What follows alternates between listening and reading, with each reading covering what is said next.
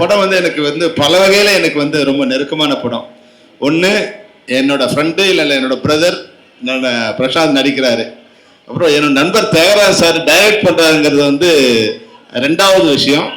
அப்புறம் என்னோட நண்பரோட மகள் இந்த படத்தில் ஹீரோயினாக நடிக்கிறாங்கிறது வந்து மிகப்பெரிய விஷயம்.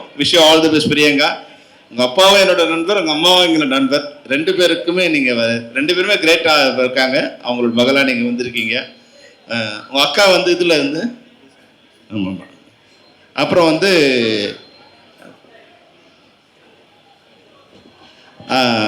அடுத்து ஹீரோவாக நடிக்கிற ஹரி வந்து என் நண்பரோட மகன், கதிரேசன் சாரோட மகன் சொன்னாங்க. உண்மையிலேயே வந்து ஆல் த பெஸ்ட் கதிரு. உங்கள் அப்பா இருக்க மிகச்சிறந்த நண்பர்.